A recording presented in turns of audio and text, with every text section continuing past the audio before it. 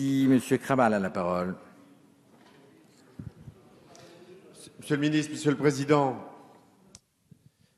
l'événement majeur de la loi de finances pour 2015 est la nouvelle réduction des concours financiers de l'État aux collectivités locales, moins 3,42 milliards d'euros. Ce reflux de dotation devrait se poursuivre en 2016 et 2017.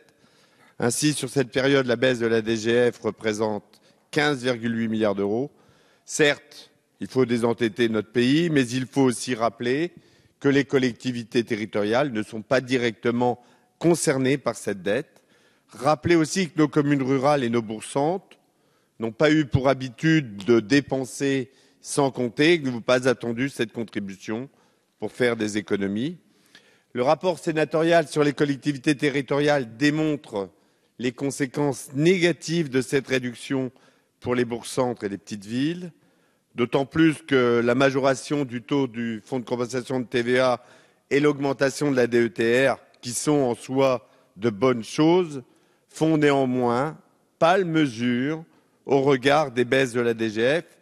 Ainsi, de fait, l'investissement public de 70% va être en recul dans notre pays et impactera le marché des entreprises du bâtiment, des travaux publics. Moins d'activité, c'est moins de croissance et donc moins d'emplois.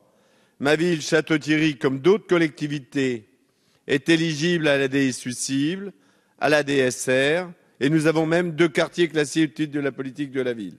Sans oublier les charges de centralité auxquelles nous devons faire face seuls, piscines, conservatoires, médiathèques, sans oublier plus de 40% des logements sociaux du territoire. Avec la baisse de la DGF, la double peine pour nos communes et nos bourgs-centres. C'est pourquoi je voudrais savoir, Monsieur le Ministre, si oui ou non les communes bénéficiant de la DSU cible et de la DSR verront ces dotations augmenter afin de réellement compenser la baisse de la DGF, comme je l'ai lu et entendu, ce qui n'est vraiment pas le cas actuellement pour ce qui nous concerne. Monsieur le Ministre, au-delà de la réflexion sur la DGF que vous avez engagée, y a-t-il eu une étude d'impact sur les conséquences des réductions des dotations sur nos communes et nos bourgs-centres? Car, Monsieur le Ministre, comme l'écrivait Jean de La Fontaine dans la fable Le Héron, on a hasard de perdre en voulant trop gagner. Merci, Monsieur le Ministre.